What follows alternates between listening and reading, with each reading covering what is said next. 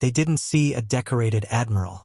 They saw a woman in wrinkled clothes, clutching a worn duffel bag, asking for help with her luggage. Too tired, too ordinary, too unremarkable for first class. So they whispered, rolled their eyes, and treated her like she'd wandered into the wrong section of Meridian Airways Flight 447. One flight attendant even suggested she double-check her boarding pass, with a smile that didn't reach her eyes. They had no idea what uniform had been folded carefully inside that bag. Because that woman wasn't lost. She wasn't confused.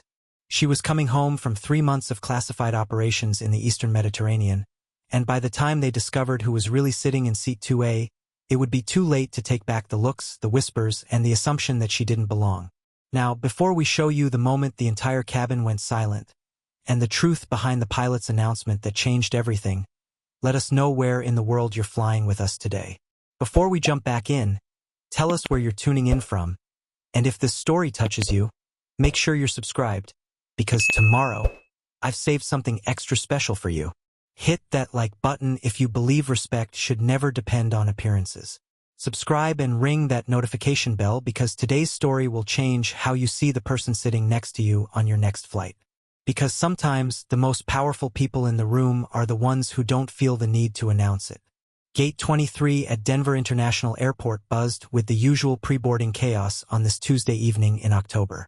Travelers clustered around charging stations, business executives typed furiously on laptops, and families wrestled with oversized carry-ons. Flight 447 to Washington, D.C. was already delayed 40 minutes due to weather, which meant nerves were frayed and patience was thin. Among the crowd stood a woman who drew attention for all the wrong reasons. She appeared to be in her mid-40s, average height, with shoulder-length brown hair pulled back in a simple ponytail. Her clothes told a story of long travel. Khaki pants with permanent creases, a navy blue polo shirt that had seen better days, and worn leather boots that looked like they'd walked through more than a few airports. She carried a single olive green duffel bag that had clearly been around the world several times, its canvas surface marked with faint stains and small tears that spoke of heavy use. Her name was Catherine Ortiz, though nobody bothered to ask. The boarding announcement crackled through the gate area, calling for first-class passengers. Catherine stood up slowly, shouldering her duffel bag with the practiced ease of someone accustomed to travel. She walked toward the boarding line with steady, measured steps, the kind that suggested comfort with purpose rather than urgency. Behind her, she overheard the conversation she'd grown used to over the years. "Look at her trying to board with first class," murmured a woman in an expensive business suit, her voice just loud enough to be heard. "Some people really don't understand how this works." Her companion, a man with silver hair and a Rolex that caught the terminal lights, chuckled softly, probably hoping they won't check too closely. "You see it all the time. People trying to upgrade themselves." Catherine's boarding pass clearly stated 2A, first class, but she'd learned long ago that explanations rarely changed minds that had already been made up. She simply handed her documents to the gate agent, received her polite nod and smile, and walked down the jet bridge. The aircraft was a Boeing 777, spacious and modern, with first-class seats that looked more like small offices than airline seating. Catherine found 2A, a window seat, and began the familiar routine of settling in for a long flight. She stowed her duffel bag in the overhead compartment with care, as if it contained something more valuable than clothes, and took her seat. That's when the whispers began in earnest. Miranda Walsh, the senior flight attendant working first class, noticed Catherine immediately. 23 years of airline experience had taught Miranda to read passengers quickly, and this woman didn't fit the profile. First-class passengers typically arrived with expensive luggage, designer clothes, and the confident bearing of people accustomed to preferential treatment. This woman looked like she belonged in coach, maybe even standby. Miranda approached Catherine's row with professional courtesy masking her confusion. "Good evening," she said, her tone friendly but probing. "I'm Miranda, and I'll be taking care of first class tonight. May I see your boarding pass one more time?" Catherine handed over the document without protest, her expression neutral but alert. Miranda studied it carefully, noting the first-class designation and seat assignment, but her frown deepened rather than cleared. "Is there a problem?" Catherine asked quietly, her voice carrying a slight edge that most people missed but trained ears could detect. No, no problem at all, Miranda replied, though her tone suggested otherwise. It's just that our system shows some unusual activity with this seat assignment.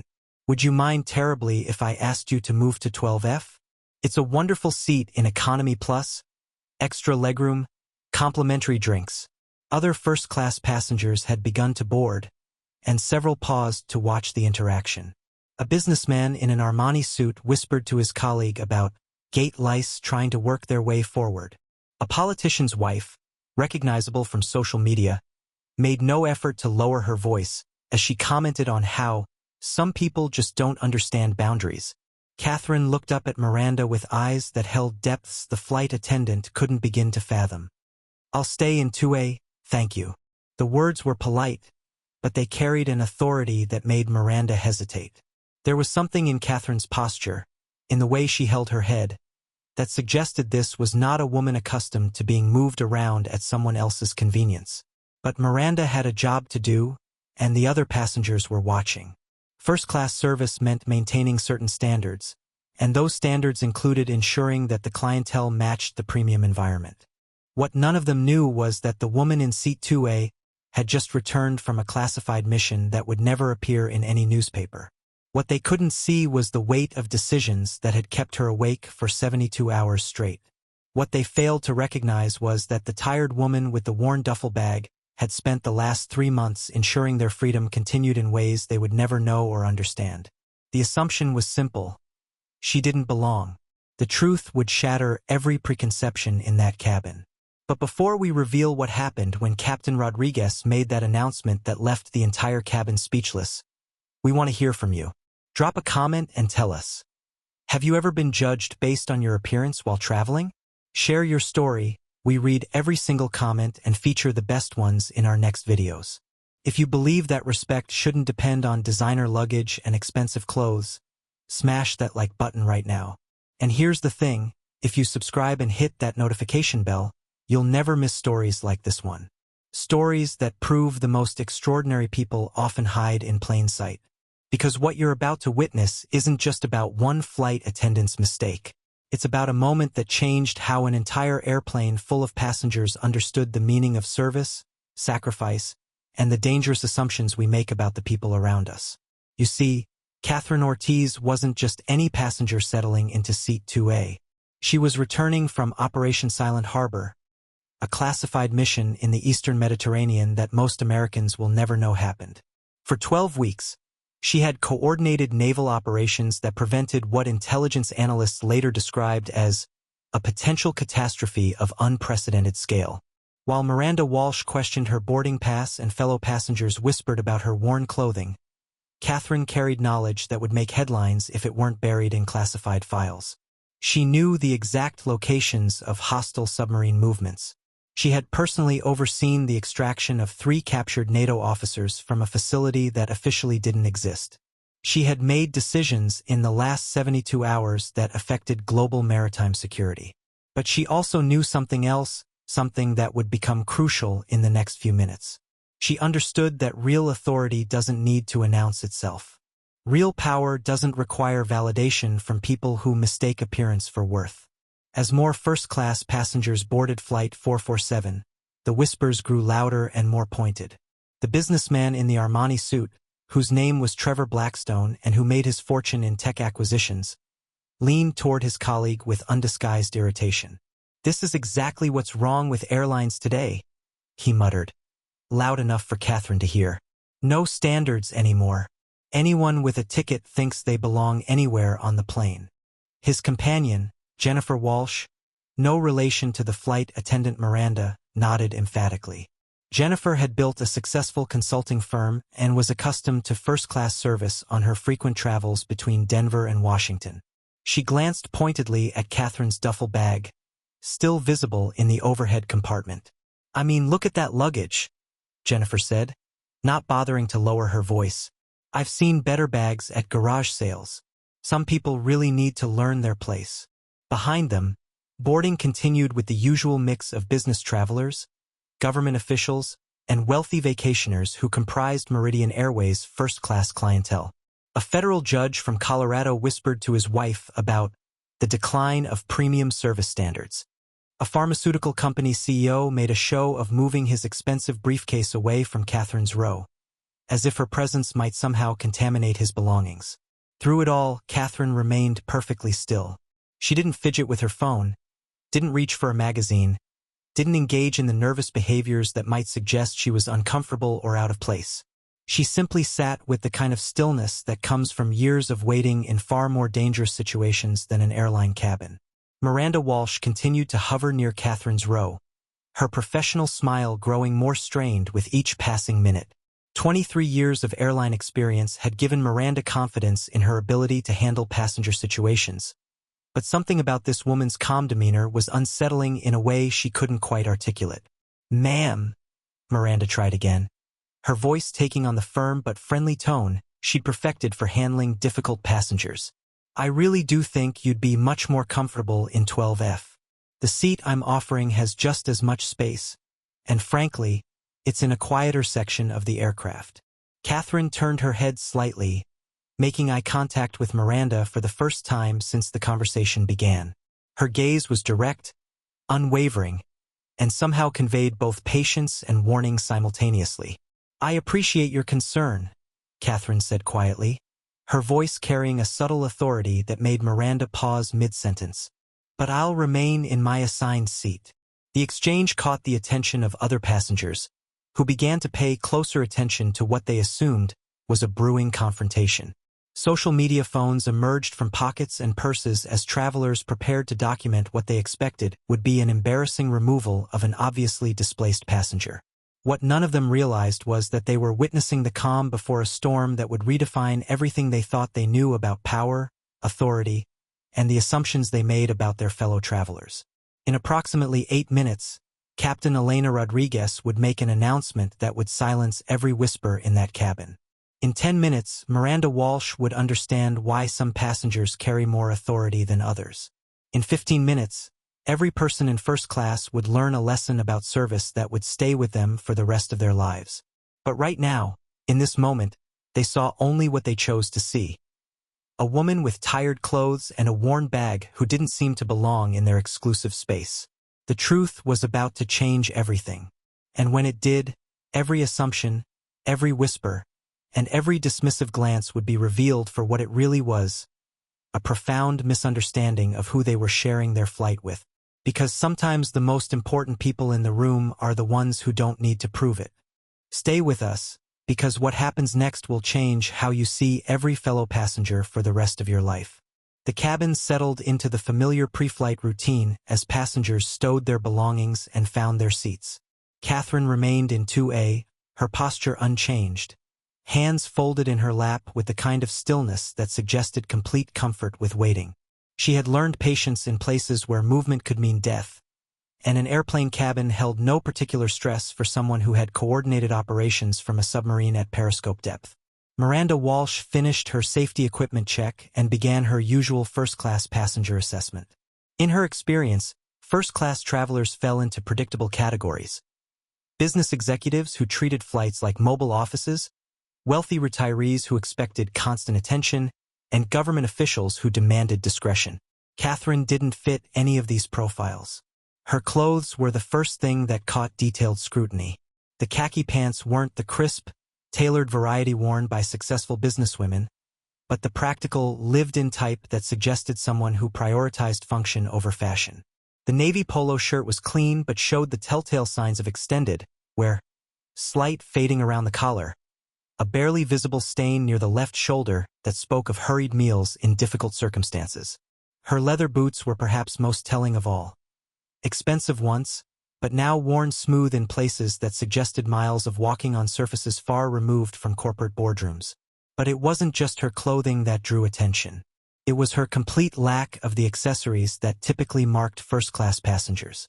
No designer handbag, no expensive watch, no smartphone case that cost more than most people's monthly car payment.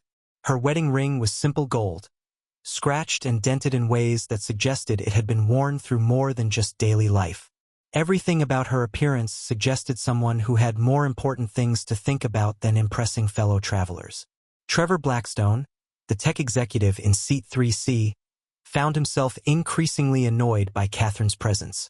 He had worked hard to reach a level where first-class travel was routine, and he took pride in being surrounded by what he considered his peer group. The sight of someone who so obviously didn't belong in this exclusive space felt like a violation of the natural order he had spent decades climbing. "Miranda," Trevor called out as the flight attendant passed his row. His voice carried the tone of someone accustomed to having his concerns addressed immediately. "I think there might be some confusion with the seating arrangements." He nodded meaningfully toward Catherine, making sure his disapproval was clear. "I've been flying this route for 8 years, and I've never seen such casual attire in first class. Are you sure all the tickets were properly verified?" Miranda felt the weight of Trevor's complaint, along with similar looks from other passengers who had begun to take notice.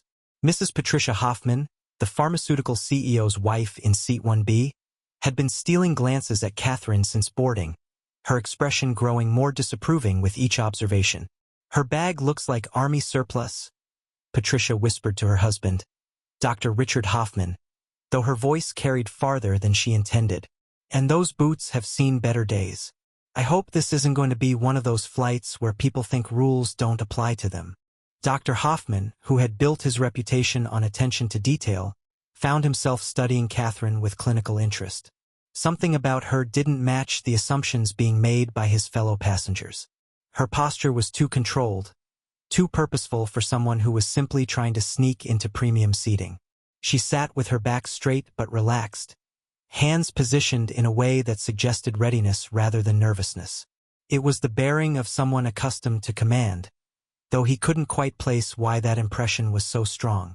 Jennifer Walsh, the business consultant in Seat 4A, decided to take a more direct approach to what she saw as a growing problem. She stood up with the kind of deliberate movement designed to draw attention and walked slowly toward the front of the cabin, making sure to pause near Catherine's row. "Excuse me," Jennifer said, her voice carrying the practiced authority of someone who had spent years managing corporate boardrooms. "I couldn't help but notice you might be having some confusion about seating. I'd be happy to help you check your boarding pass again. Sometimes the gate agents make mistakes, especially when flights are delayed." Catherine looked up at Jennifer with eyes that held no trace of confusion or embarrassment. Her gaze was steady, measuring, and completely untroubled by the suggestion that she was somehow misplaced. "Thank you," Catherine replied, her voice quiet but clear. "I'm exactly where I need to be." The response was polite but carried an undertone that made Jennifer pause. There was something in Catherine's tone that suggested this was not a woman who needed assistance finding her proper place, regardless of appearances. But Jennifer had committed to her course of action in front of other passengers, and backing down would seem like weakness. "I just want to make sure," she continued, her smile becoming more forced. "The gate area was pretty chaotic with the delay, and sometimes people grab the wrong boarding pass or get confused about their seat assignments." "I'm not confused," Catherine said simply. The exchange was drawing more attention now. Other first-class passengers had stopped their own settling-in routines to watch what they assumed would be a predictable resolution.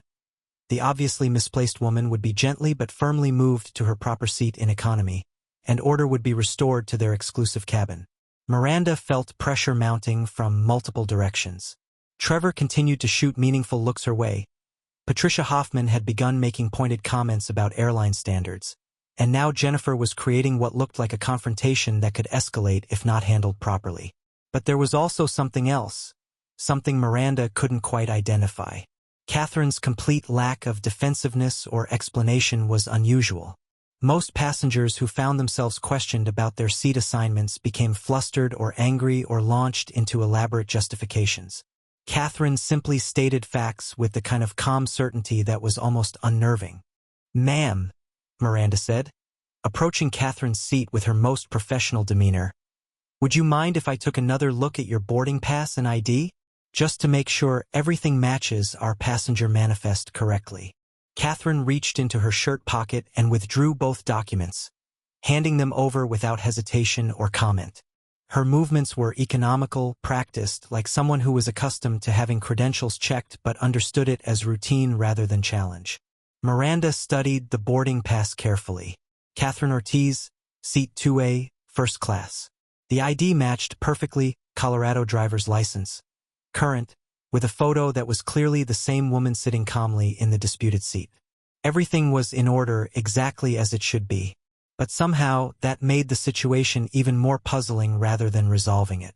Because if Catherine belonged in first class, if her ticket was legitimate and her identity verified, then why did everything about her suggest someone who had just stepped out of a completely different world?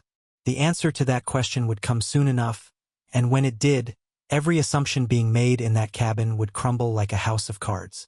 Miranda handed the documents back to Catherine, her professional smile wavering slightly as she processed what she had just confirmed. The boarding pass was legitimate, the ID was valid, and everything was technically in order. Yet the pressure from other passengers continued to mount, their expectant stares making it clear they anticipated some form of resolution that would restore what they considered the proper social hierarchy of first class. Catherine accepted her documents with the same calm efficiency she had displayed throughout the exchange, tucking them back into her shirt pocket with movements that suggested this routine was familiar territory. She then settled back into her seat and directed her gaze toward the window, effectively dismissing the entire situation as resolved. But Trevor Blackstone wasn't ready to let the matter rest. The tech executive had built his fortune on attention to detail and an unwillingness to accept situations that didn't meet his standards. He unbuckled his seatbelt and stood up, his 6-foot frame and expensive suit lending him the kind of presence he was accustomed to using as leverage in difficult situations. "This is ridiculous," Trevor announced, his voice pitched loud enough to carry throughout the first-class cabin. "I don't care what her ticket says. Look at her. Look at how she's dressed. Look at that bag up there that probably hasn't seen the inside of a dry cleaner in years." He gestured dramatically toward the overhead compartment where Catherine's duffel bag rested among the expensive luggage of other passengers. "I pay premium prices for premium service, and that includes being surrounded by people who understand what first class means. This woman clearly wandered into the wrong section and is too stubborn to admit her mistake." Other passengers began to murmur agreement. Dr. Richard Hoffman found himself nodding along, though something still nagged at him about the woman's composure under pressure. Patricia Hoffman was less conflicted, openly expressing her support for Trevor's position. "He's absolutely right," Patricia declared, her voice carrying the authority of someone accustomed to being heard in social situations. "Standards exist for a reason.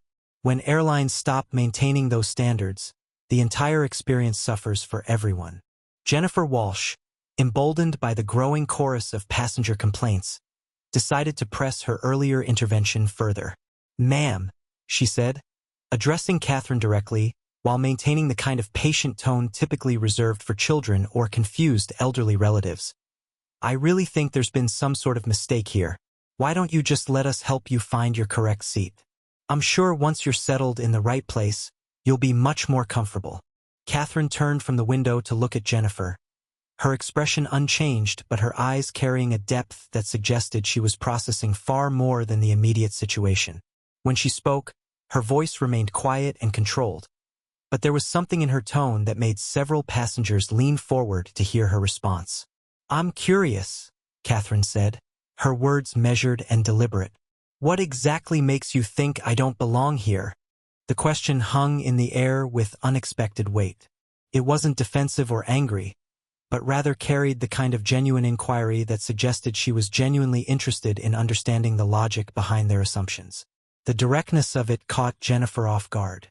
"Well," Jennifer stammered, suddenly realizing that articulating her objections might reveal more about her own prejudices than she was comfortable expressing publicly.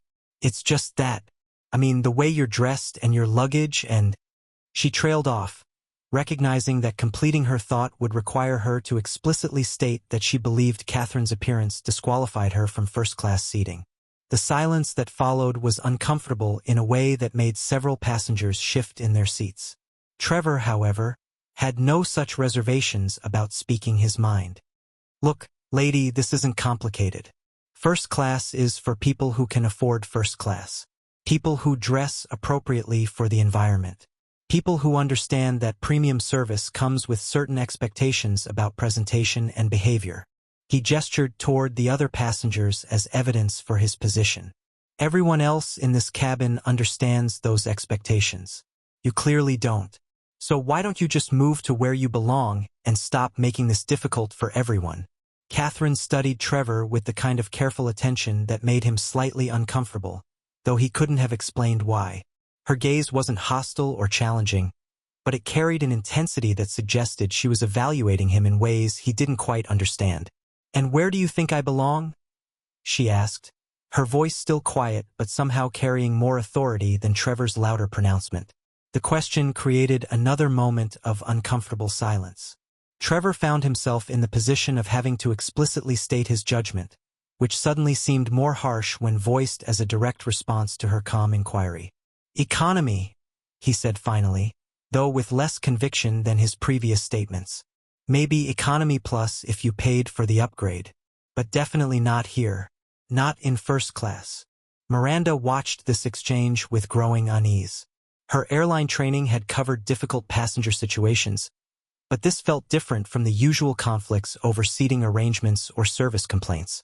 There was something about Catherine's responses that suggested she was completely comfortable with confrontation, as if she had handled far more serious challenges than skeptical fellow passengers.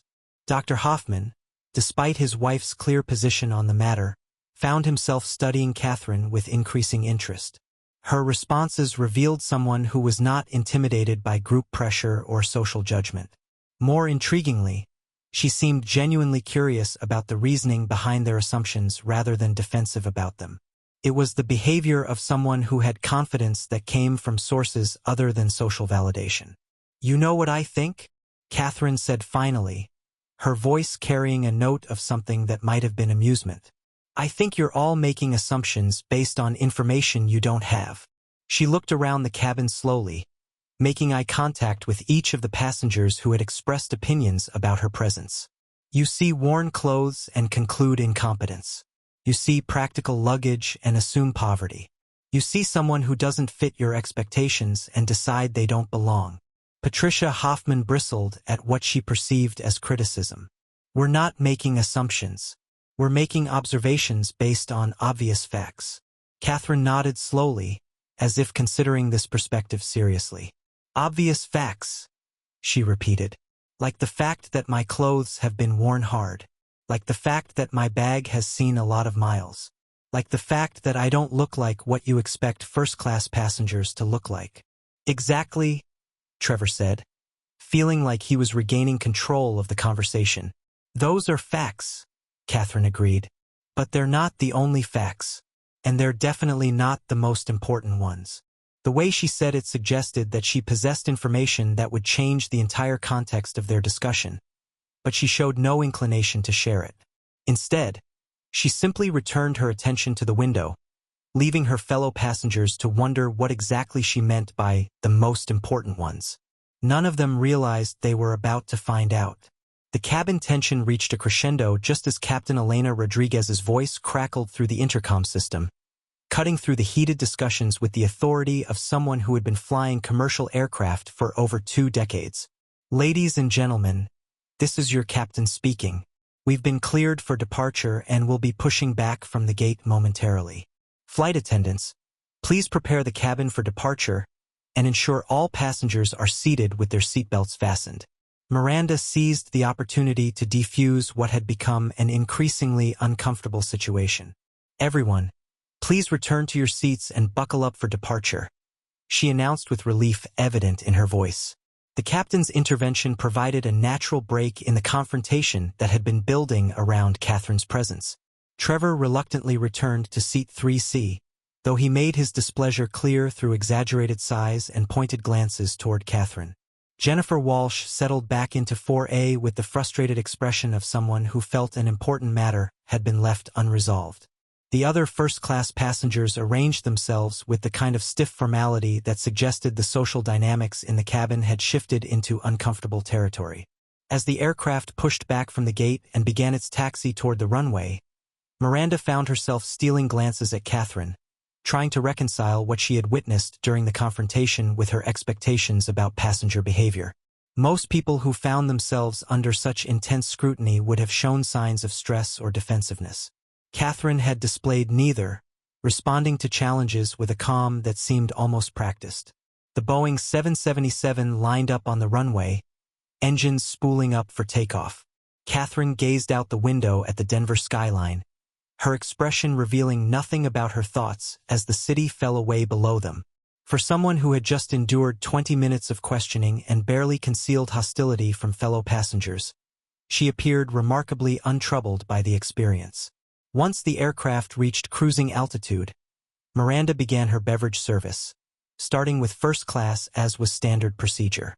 She approached each passenger with professional courtesy, though the atmosphere remained tense from the earlier confrontation. When she reached Catherine's row, she paused slightly, unsure how to navigate the interaction after everything that had transpired. "What can I get you to drink?" Miranda asked, her voice carefully neutral. "Coffee, black," Catherine replied simply, her tone pleasant and unaffected by the previous tension. As Miranda prepared the coffee, she noticed details about Catherine that she had missed during the seating dispute. The woman's hands, while showing signs of wear consistent with her practical appearance, moved with precision and economy. Her posture remained consistently upright without appearing rigid, suggesting someone accustomed to maintaining alertness over extended periods. Most tellingly, her eyes constantly tracked movements around the cabin with the kind of situational awareness that went beyond casual passenger observation. Dr. Hoffman, who had been quietly observing Catherine throughout the flight's early stages, found his medical training drawing his attention to subtle behavioral cues that didn't align with the assumptions being made about her.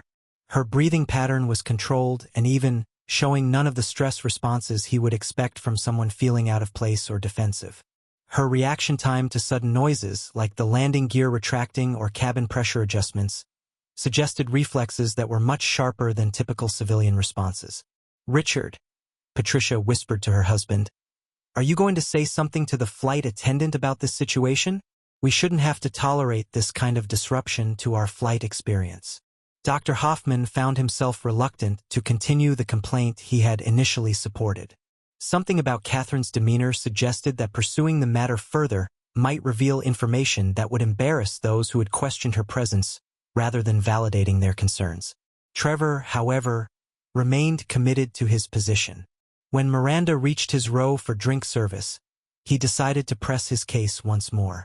"I hope you're planning to address the seating situation," he said quietly, glancing meaningfully toward Catherine. "Several passengers have expressed concerns, and frankly, the airline's reputation depends on maintaining appropriate standards in premium cabins." Miranda felt caught between competing pressures. Customer service protocols emphasized passenger satisfaction, but Catherine's documents were legitimate, and she had done nothing to actually violate airline policies. Her appearance might be unconventional for first class, but there were no dress codes that would justify removing a validly ticketed passenger. "Sir, I understand your concerns," Miranda replied carefully, "but the passenger's ticket and identification are valid, and she hasn't violated any airline policies." "Policies aren't everything," Trevor insisted. "Sometimes common sense has to prevail. Look around this cabin. Does she fit with what first-class service represents?" His question was overheard by Catherine, who turned slightly in her seat to address him directly. "What do you think first-class service represents?"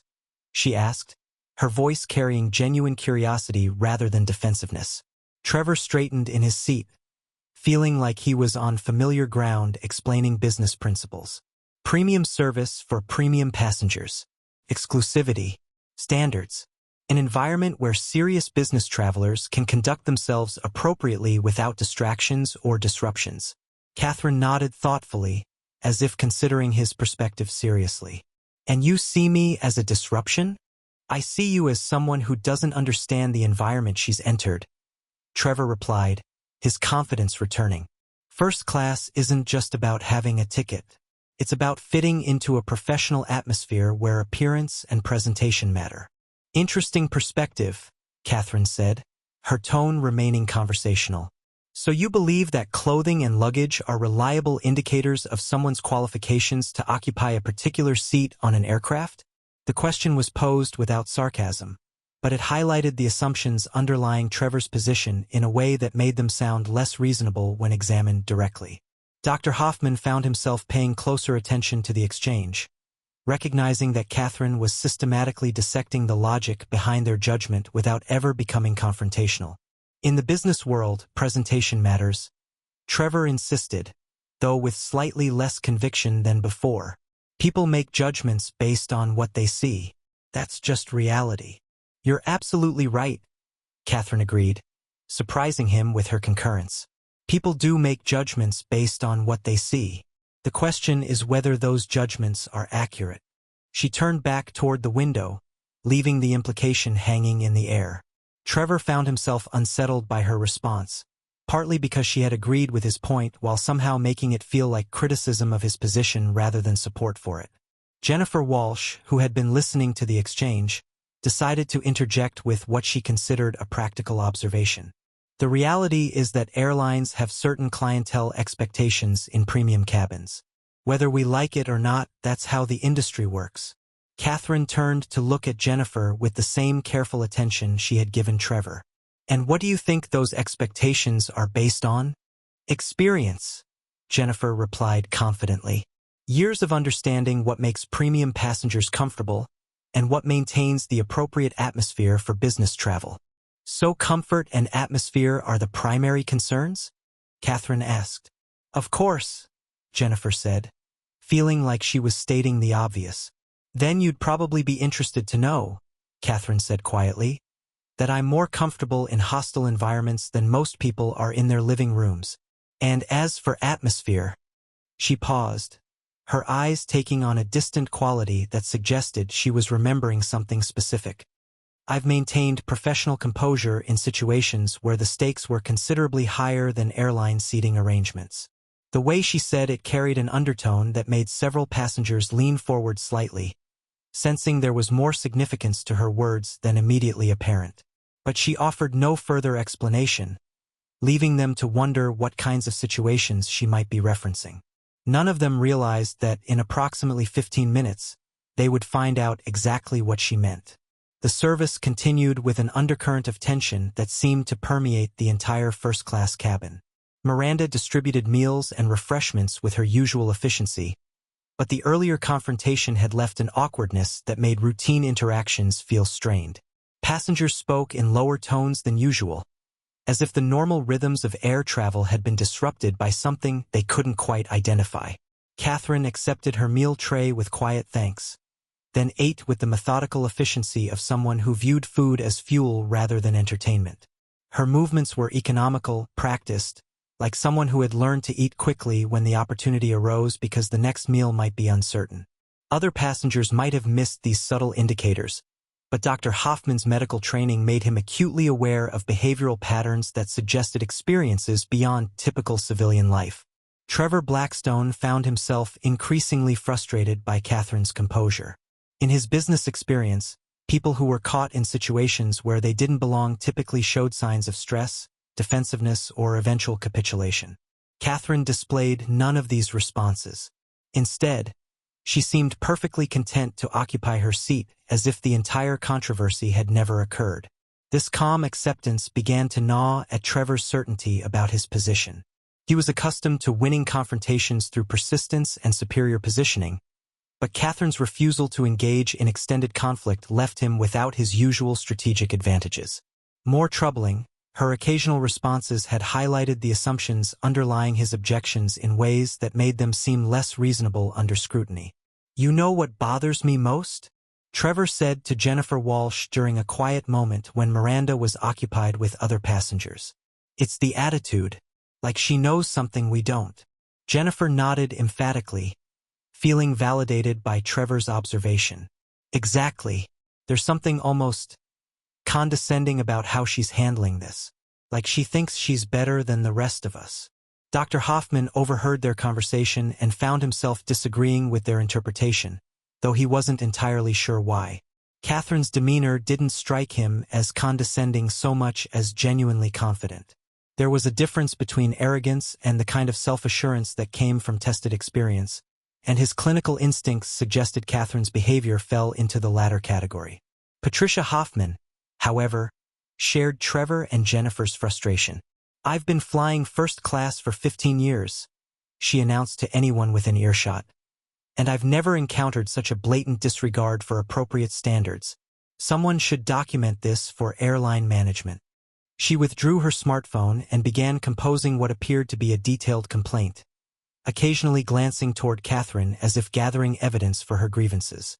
The act of documentation seemed to restore some of her sense of control over a situation that had defied her expectations about how such conflicts should resolve. Catherine, meanwhile, remained focused on the view outside her window, watching the landscape pass beneath them at 37,000 feet.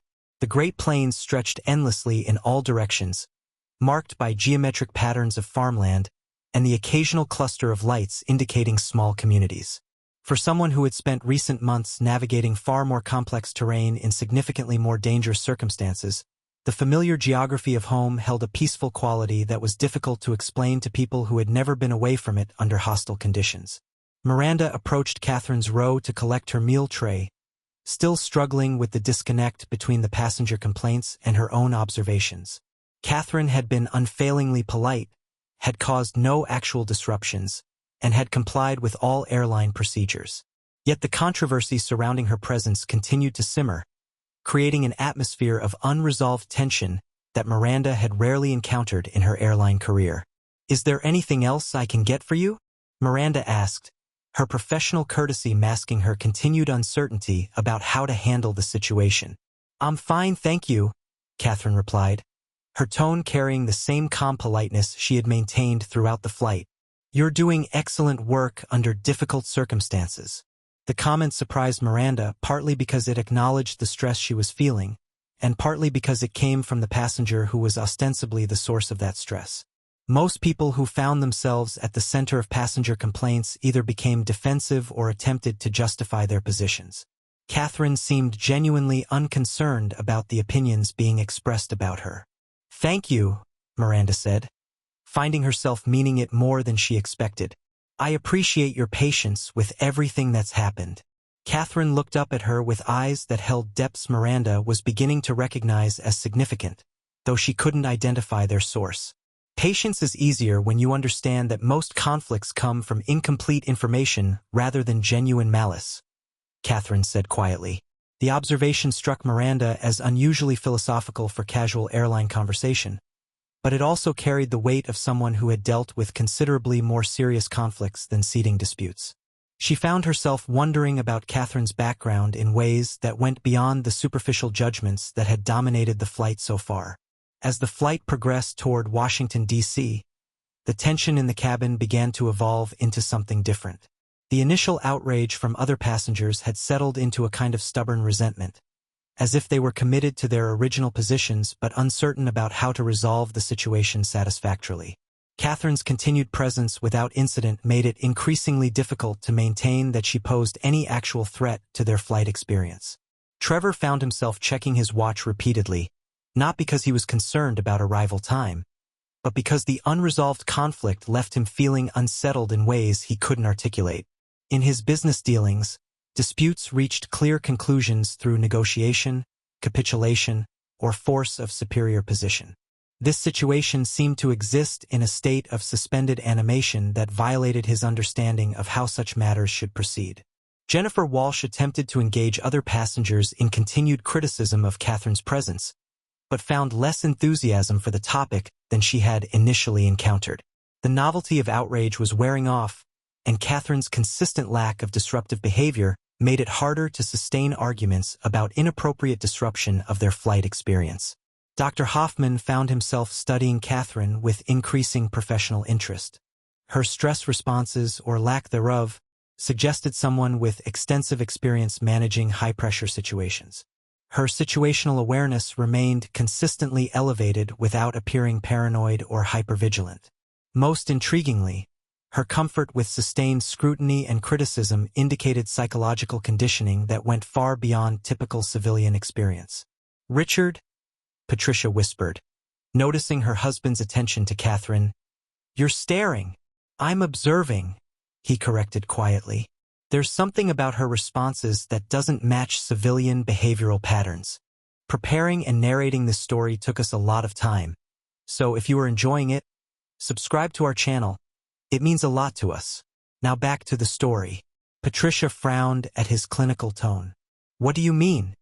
"Her stress responses are too controlled," he explained in the low voice he used when discussing medical observations.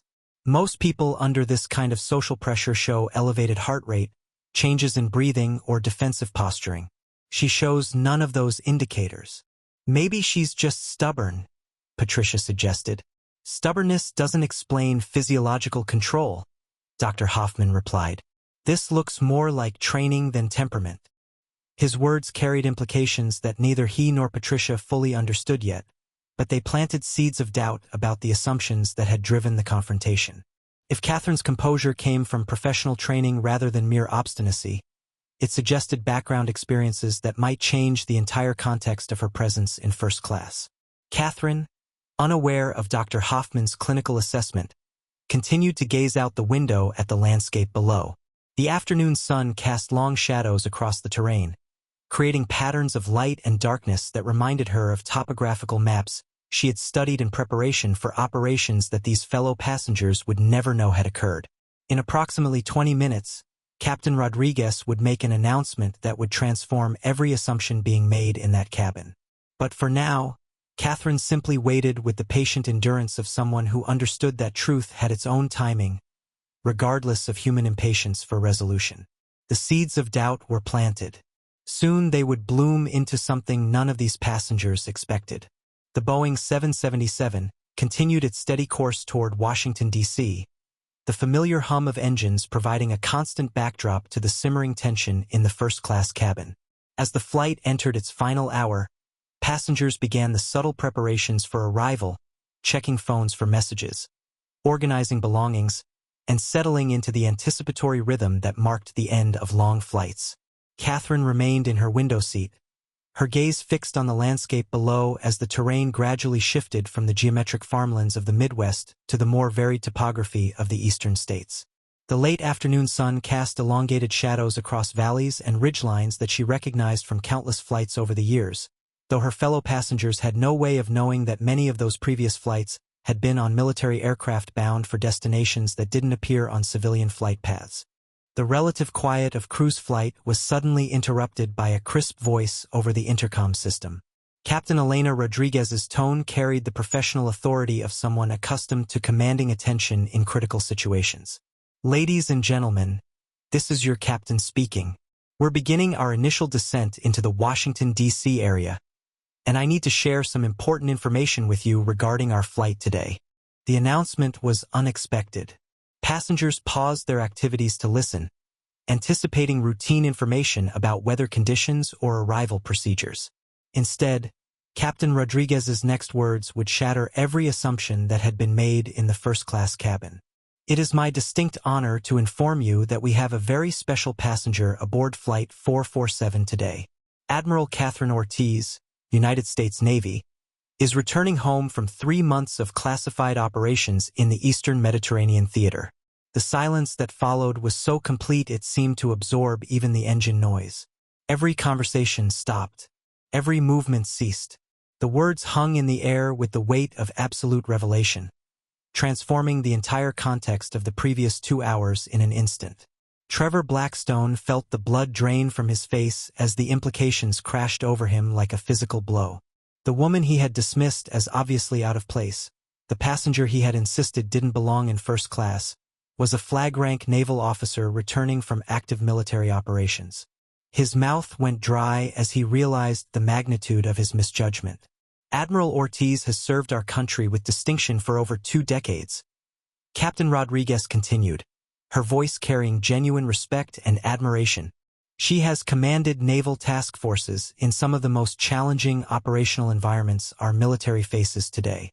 Her service record includes multiple deployments in support of national security operations that most Americans will never know occurred." Jennifer Walsh stared at Catherine's profile in stunned disbelief. The confident assertions she had made about appropriate first-class standards now felt like pathetic ignorance in the face of actual achievement. Her business consulting success, which had seemed so significant an hour earlier, suddenly appeared trivial when measured against someone who had commanded military operations affecting national security. Dr. Hoffman sat back in his seat with a mixture of vindication and embarrassment. His clinical observations about Catherine's responses had been correct. Her composure did come from professional training, just not the kind he had imagined. Military command training at the level required for flag rank explained everything he had observed about her stress responses and situational awareness. Admiral Ortiz's recent deployment involved coordination of multinational naval assets during Operation Silent Harbor, a classified mission that successfully prevented what intelligence analysts describe as a significant threat to Mediterranean shipping lanes. Captain Rodriguez continued. Patricia Hoffman found herself unable to process the information being shared. The woman she had criticized for her appearance and luggage had been commanding naval operations while Patricia was attending charity luncheons and spa appointments. The contrast was so stark it made her previous complaints seem not just wrong, but almost obscenely trivial. During her service, Admiral Ortiz has been awarded the Navy Distinguished Service Medal, the Bronze Star with Valor, and the Navy Commendation Medal, among numerous other decorations recognizing her exceptional leadership under combat conditions. Miranda Walsh stood frozen in the aisle, the beverage tray in her hands forgotten as she absorbed the captain's words. The passenger she had questioned, the woman she had suggested might be more comfortable in economy seating, outranked every officer on the aircraft and most officials in the federal government. The professional embarrassment was overwhelming, but it was overshadowed by genuine awe at Catherine's grace under the pressure she had endured. I want to personally thank Admiral Ortiz for her service to our nation and apologize for any inconvenience she may have experienced during our flight today. Her sacrifice and dedication to protecting our freedoms deserve our highest respect and gratitude. The announcement concluded with a soft click as Captain Rodriguez returned her attention to flying the aircraft. The silence that followed was different from the shocked quiet that had initially greeted her words. This was the silence of people grappling with the complete reorganization of their understanding, not just of Catherine, but of their own behavior over the previous hours. Catherine herself showed no visible reaction to the captain's announcement. She continued gazing out the window with the same calm composure she had maintained throughout the flight, as if having her military service publicly acknowledged was simply another routine occurrence rather than a dramatic revelation that had fundamentally altered the social dynamics of the cabin. Trevor found himself unable to look in Catherine's direction. Every word he had spoken, every assumption he had voiced, every criticism he had made now replayed in his mind with excruciating clarity. He had questioned the qualifications of someone whose military rank exceeded that of most generals, whose operational experience included classified missions affecting national security. The technology executive who had built his reputation on careful analysis and strategic thinking had demonstrated the exact kind of superficial judgment he criticized in others. His complaints about standards and appropriate behavior now seemed laughably hypocritical coming from someone who had failed to recognize genuine authority when it was sitting 2 rows in front of him. Jennifer Walsh felt a similar crushing weight of realization. Her confident assertions about understanding premium passenger expectations had been revealed as profound ignorance about what actually constituted achievement worthy of respect. She had attempted to lecture someone whose professional responsibilities included decisions affecting thousands of lives and millions of dollars in military assets. Dr. Hoffman looked at his wife, seeing his own embarrassment reflected in her stunned expression. Patricia's social positioning and charitable activities, which had seemed so significant to their self-image, appeared almost childishly insignificant compared to the operational responsibilities that Catherine carried as a flag-rank naval officer. The captain's announcement had done more than reveal Catherine's identity. It had exposed the shallow nature of the judgments that had driven the entire confrontation. Every criticism about her appearance, every question about her qualifications, every suggestion that she didn't belong, had been based on assumptions that demonstrated their own limitations rather than any actual inadequacy on her part. Miranda struggled to comprehend how she had so completely misjudged a passenger's status. Her airline training emphasized customer service and attention to passenger needs, Yet she had failed to recognize that the woman she was questioning outranked most government officials and had recently returned from defending the very freedoms that made civilian air travel possible. The weight of collective realization settled over the first-class cabin like a suffocating blanket. Every passenger who had participated in or supported the criticism of Catherine's presence now faced the inescapable fact that they had revealed their own prejudices and limitations rather than exposing any inadequacy on her part. Catherine continued to watch the landscape below, seemingly untroubled by the revelation that had transformed her from an object of scorn into someone whose service demanded the highest respect. Her composure in the face of both criticism and recognition suggested someone who understood that external validation, whether positive or negative, had little bearing on actual worth or accomplishment. The silence stretched on as passengers grappled with implications they were only beginning to understand. The revelation of Catherine's identity created a vacuum in the first-class cabin that seemed to demand acknowledgement. Yet no one appeared capable of breaking the silence that had settled over them like a shroud. The routine sounds of air travel, the gentle hum of engines, the whisper of air conditioning, the occasional electronic chime, continued unchanged, but the human dimension of the flight had been fundamentally altered. Catherine turned slightly from the window, not to address the stunned passengers directly, but to reach into her shirt pocket and withdraw a small, worn leather portfolio. Her movements were unhurried, deliberate, as if the captain's announcement had simply reminded her of routine tasks that required attention before landing. Miranda found herself frozen in the aisle, still holding the forgotten beverage tray, watching as Catherine opened the portfolio and began reviewing what appeared to be official documents. The papers were covered in text too small to read from a distance, but their official formatting and Catherine's careful attention to them suggested they were related to her military duties rather than casual reading material. Dr. Hoffman observed Catherine's behavior with the clinical fascination of someone whose earlier hypotheses had been dramatically confirmed.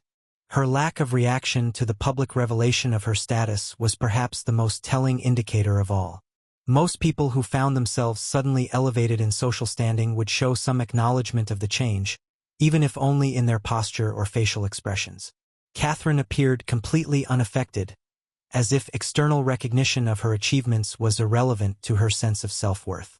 Trevor Blackstone remained paralyzed in his seat, his mind cycling through increasingly desperate attempts to rationalize his behavior over the past 2 hours. As a successful technology executive, he was accustomed to being the most accomplished person in most rooms he entered.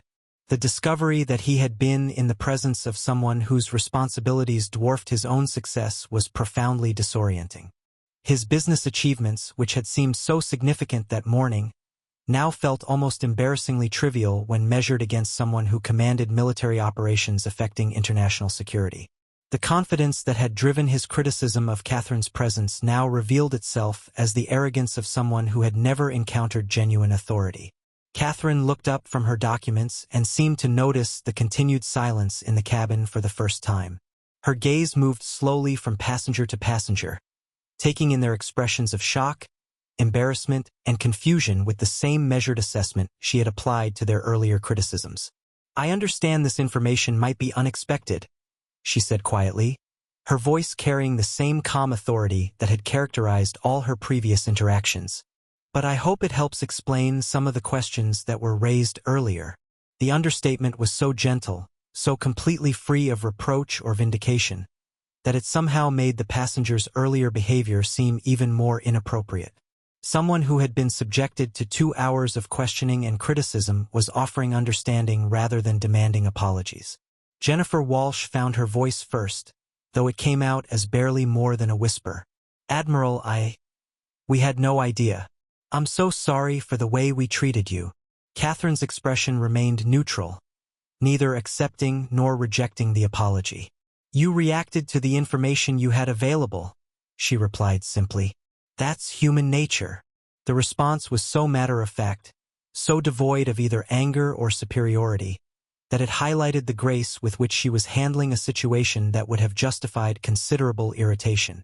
Dr. Hoffman found himself recognizing leadership qualities that extended far beyond military rank.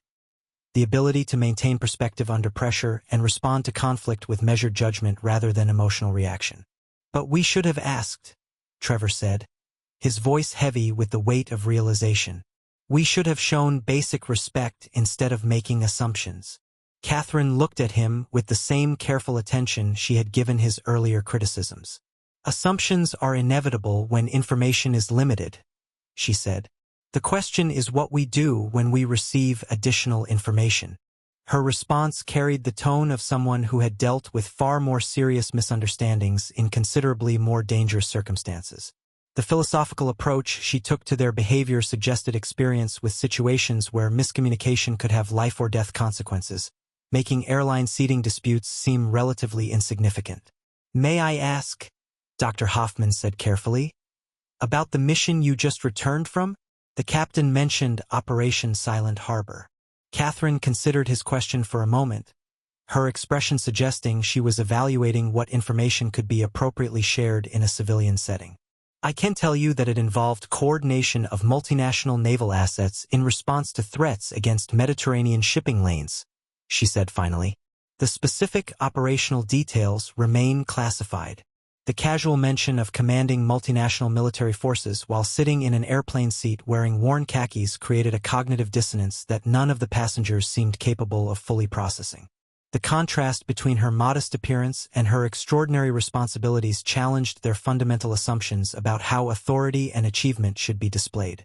Patricia Hoffman struggled to find words that could bridge the gap between her earlier complaints and her current understanding of Catherine's actual status. "I feel so foolish for complaining about your presence here," she managed. "You've been serving our country while I've been doing nothing important at all." Catherine's response carried a gentle firmness that suggested this wasn't the first time she had encountered such self-deprecation from civilians learning about her military service. "Everyone serves in different ways," she said. "Military service is one form of contribution, but it's not the only form that matters." The grace with which she deflected Patricia's attempt at self-diminishment revealed another dimension of her character, the ability to maintain perspective about the relative value of different life choices without diminishing her own achievements or inflating those of others. Miranda finally set down her beverage tray and approached Catherine's row with obvious trepidation. "Admiral, I owe you a profound apology for questioning your ticket and suggesting you move to economy seating. My behavior was completely inappropriate." Catherine looked up at the flight attendant with eyes that held no trace of resentment or vindication. "You were doing your job as you understood it," she replied. "Customer service is complex when you're working with incomplete information." The understanding she showed toward Miranda's position demonstrated the kind of systemic thinking that characterized effective military leadership, the ability to analyze situations from multiple perspectives and respond to problems rather than personalities. "But surely you must be angry about how you were treated," Jennifer pressed, seeming to need some acknowledgement of the injustice that had occurred. Catherine considered this question more carefully than the others, her expression suggesting she was drawing on experiences that went far beyond the current situation. "Anger is a luxury in my line of work," she said finally. "It clouds judgment when clear thinking is required. I learned long ago to focus on what can be changed rather than what has already happened." The philosophical depth of her response revealed someone who had developed emotional discipline through exposure to situations where personal feelings could compromise critical decisions. The contrast between her measured approach to conflict and the emotional reactions of her fellow passengers highlighted the difference between civilian and military perspectives on handling adversity. "Besides," Catherine added with something that might have been a slight smile, "this experience has been quite educational about civilian assumptions regarding military personnel. That information could prove useful in future interactions." The suggestion that she had been observing and learning from their behavior even while being criticized for her presence demonstrated the kind of strategic thinking that characterized high-level military planning. She had remained in an analytical mode throughout the confrontation, treating it as a source of intelligence rather than a personal attack. The depth of her professional composure was becoming clear to passengers who were still struggling to process the basic facts of her identity, much less the implications of how she had handled their treatment of her. As the aircraft continued its descent toward Reagan National Airport, Captain Rodriguez's voice returned to the intercom system, this time with information that would add even more weight to the passengers' growing understanding of exactly who had been traveling among them. "Ladies and gentlemen, I have additional information to share about Admiral Ortiz that I believe our passengers should know, particularly given the exceptional nature of her recent service. The cabin, already silent from the previous revelation, seemed to grow even quieter as passengers strained to hear every word. Catherine glanced up from her documents with a slight frown, clearly not expecting further public discussion of her military record. Admiral Ortiz's recent deployment was not routine naval operations. Captain Rodriguez continued, her voice carrying obvious pride in sharing the information. Operation Silent Harbor was activated in response to intelligence indicating coordinated attacks planned against civilian cargo vessels in international shipping lanes. Admiral Ortiz commanded a joint task force that included assets from 7 different nations. Trevor felt his stomach clench as each new detail hammered home the magnitude of his earlier misjudgment. The woman he had dismissed as obviously out of place had been commanding international military operations while he was attending technology conferences and networking events. The operation involved coordinating submarine patrols, surface vessel interdiction, and aerial reconnaissance across a theater spanning 3,000 square nautical miles. Admiral Ortiz's command decisions during this deployment directly protected civilian shipping, worth an estimated $2 billion in cargo value. Dr. Hoffman found himself mentally calculating the implications of what Captain Rodriguez was describing. The logistical complexity of coordinating military assets from 7 nations across such an extensive area suggested command responsibilities that exceeded those of most corporate executives by several orders of magnitude. During the operation, Admiral Ortiz's task force successfully intercepted 4 separate hostile actions against civilian vessels. Her tactical decisions resulted in the capture of a terrorist cell that had been planning coordinated attacks against commercial shipping throughout the eastern Mediterranean. Patricia Hoffman stared at Catherine's profile, trying to reconcile the image of someone making split-second tactical decisions affecting international security with the tired woman in wrinkled clothes who had quietly endured 2 hours of criticism about her appearance. I am authorized to share that Admiral Ortiz's exceptional performance during Operation Silent Harbor has resulted in her selection for promotion to Vice Admiral, making her one of the youngest officers in United States naval history to achieve that rank. The announcement hit the cabin like a physical blow. Catherine closed her eyes briefly, clearly discomfited by the public revelation of information she had obviously preferred to keep private. Her reaction suggested someone who valued professional recognition but felt uncomfortable with public attention to her achievements. Miranda Walsh realized she had spent the flight questioning someone who would soon outrank most Pentagon officials and whose tactical decisions had prevented what could have been catastrophic attacks on civilian targets. The scale of her misjudgment was so vast it defied comprehension. Admiral Ortiz has been invited to brief the Joint Chiefs of Staff on lessons learned from Operation Silent Harbor, and her recommendations will inform United States naval policy for Mediterranean operations going forward. Jennifer Walsh felt her earlier confidence about understanding business achievement crumble completely. Her consulting firm's annual revenue, which had seemed so impressive that morning, represented a fraction of what Admiral Ortiz had protected during a single operation. The contrast between civilian business success and military operational responsibility was almost incomprehensibly vast. Finally, Captain Rodriguez concluded, I want our passengers to know that Admiral Ortiz specifically requested that her military status not be announced during this flight. She preferred to travel as a private citizen without special recognition or accommodation. My decision to share this information was prompted by my concern that her service to our nation deserved acknowledgement, particularly given the circumstances of our flight today.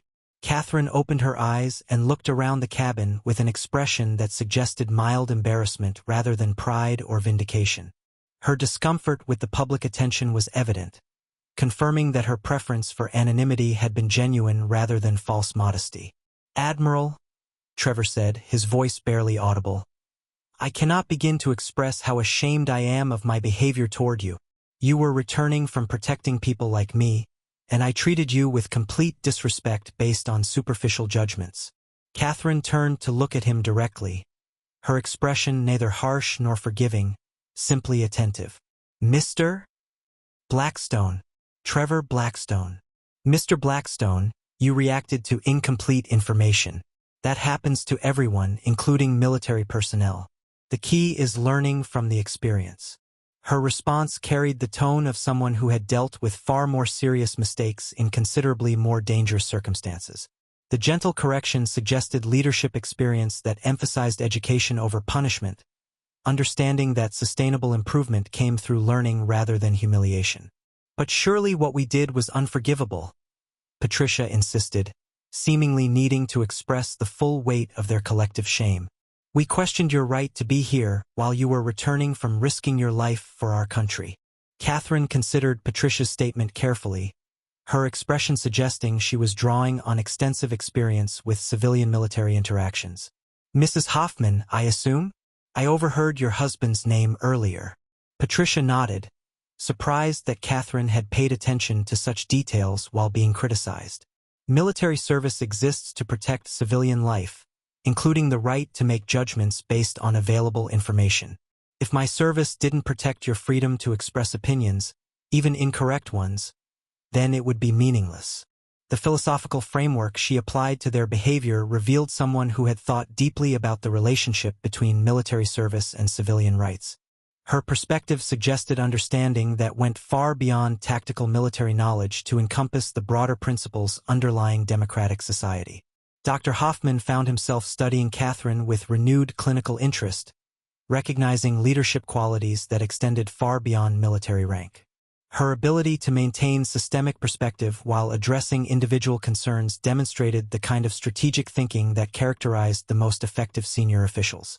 Admiral, Dr. Hoffman said carefully, may I ask about your background? How does someone develop the kind of judgment you've demonstrated throughout this flight? Catherine's expression suggested she was considering how much personal information to share with fellow passengers. 22 years of military service, including deployments in environments where miscommunication could have fatal consequences. You learn to separate emotional reactions from analytical assessment when lives depend on clear thinking. The casual mention of life-or-death decision-making responsibility while sitting in an airline seat created another moment of cognitive dissonance for passengers who were still adjusting to the basic facts of her identity. Miranda approached Catherine's row again, this time with obvious reverence rather than suspicion. Admiral, is there anything at all I can do to make the remainder of your flight more comfortable? Anything you need? Catherine looked up at the flight attendant with gentle amusement. I'm fine, thank you. But I appreciate your professionalism throughout what has clearly been a challenging flight for you. The grace with which she acknowledged Miranda's difficult position while deflecting special treatment demonstrated the kind of emotional intelligence that characterized effective senior leadership. She recognized the flight attendant's professional obligations while maintaining perspective about the relative significance of airline service issues. Actually, Catherine added, if I could make one observation about today's events. The cabin focused on her words with complete attention, everyone eager to hear her perspective on what had transpired.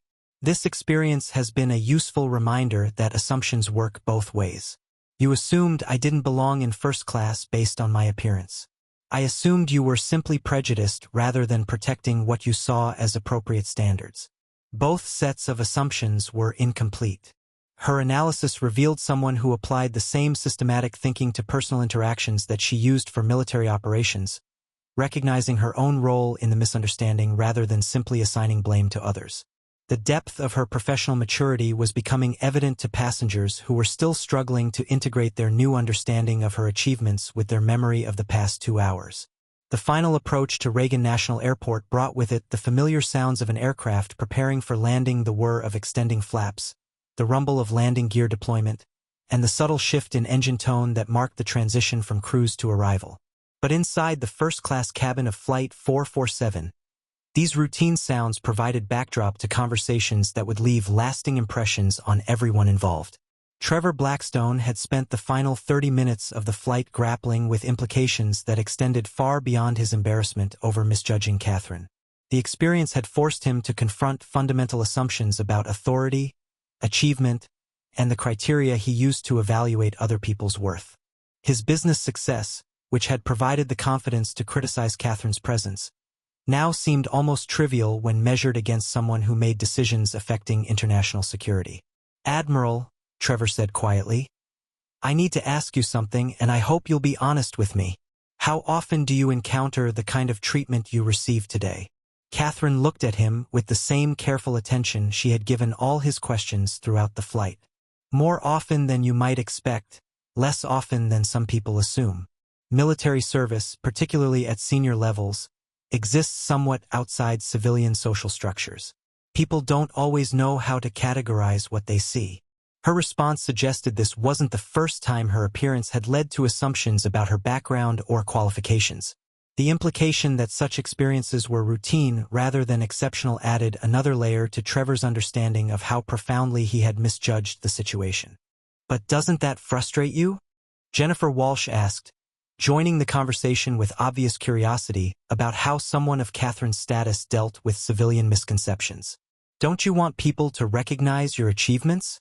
Catherine considered the question with the same thoughtful deliberation she had applied to other inquiries about her perspective. Recognition is gratifying when it comes from people whose opinions matter for operational reasons. Beyond that, external validation doesn't change the work that needs to be done. Dr. Hoffman recognized the psychological framework underlying her response, the ability to maintain internal standards of achievement that remained independent of social approval or recognition. It was a characteristic he associated with people who had developed strong sense of purpose through exposure to genuinely significant responsibilities. "I think what Mr. Blackstone is really asking," Dr. Hoffman said carefully, "is whether today's experience represents something larger about how society treats military personnel, particularly when they're not in uniform." Catherine nodded appreciatively at his reframing of the question. "That's a more interesting question. Military service requires developing comfort with situations where your appearance, background, or credentials aren't immediately obvious. Sometimes that anonymity is operationally useful. Sometimes it creates misunderstandings like today's situation." The aircraft touched down smoothly on the runway, and Captain Rodriguez's voice returned to announce their arrival at Reagan National Airport. The routine conclusion of the flight contrasted sharply with the extraordinary revelations that had transformed the social dynamics of the cabin during the final hour. As passengers began gathering their belongings in preparation for deplaning, Miranda Walsh approached Catherine's row one final time. The flight attendant's professional composure couldn't quite mask her continued embarrassment over the early interactions of the flight. "Admiral, I want you to know that today's experience will change how I approach passenger interactions in the future. I allowed assumptions about appearance to override basic professional courtesy, and that was wrong regardless of your military status." Catherine stood up and reached into the overhead compartment for her duffel bag, the same worn canvas bag that had sparked so much criticism earlier. "Miranda, customer service is complex work that requires making judgments with limited information. Today was a learning experience for everyone involved, including me." Patricia Hoffman watched Catherine retrieve her luggage and found herself seeing the worn bag completely differently than she had 3 hours earlier. What had appeared to be evidence of someone's inappropriate presence in first class now looked like the practical gear of someone who had recently returned from operational deployment in challenging conditions. "Admiral," Patricia said impulsively, "would you be willing to accept a dinner invitation? My husband and I would be honored to hear more about your experiences, if you're allowed to share them." Catherine turned to look at Patricia with surprise that seemed genuine. "That's very kind of you, Mrs. Hoffman, but I suspect we'll all remember today's lesson more clearly if we let the experience stand on its own merits rather than trying to transform it into something more comfortable." Her gentle decline carried wisdom about allowing difficult experiences to retain their educational impact rather than softening them through social gestures that might diminish their meaning.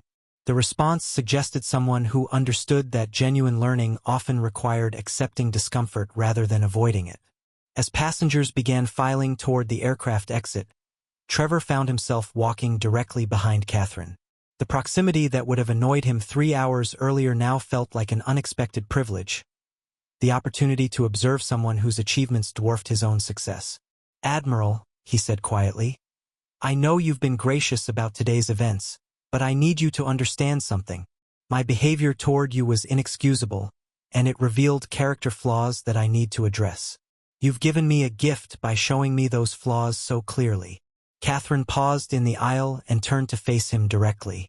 For the first time during the flight, Her expression carried something that might have been genuine warmth rather than professional courtesy. Mr. Blackstone, the measure of character isn't whether we make mistakes. It's what we do with the understanding that comes from those mistakes. Today gave all of us information about ourselves that we didn't have this morning. The aircraft door opened, and passengers began moving toward the jet bridge. Catherine walked with the same measured pace she had maintained throughout the flight, neither hurrying nor lingering, simply moving with purpose toward whatever responsibilities awaited her in Washington. As they reached the gate area, several passengers lingered despite the late hour, seemingly reluctant to conclude an experience that had challenged their fundamental assumptions about judgment, authority, and respect. The lesson of Flight 447 would travel with each of them far beyond Reagan National Airport. Trevor watched Catherine disappear into the terminal crowd, her worn duffel bag and practical clothes making her indistinguishable from any other traveler.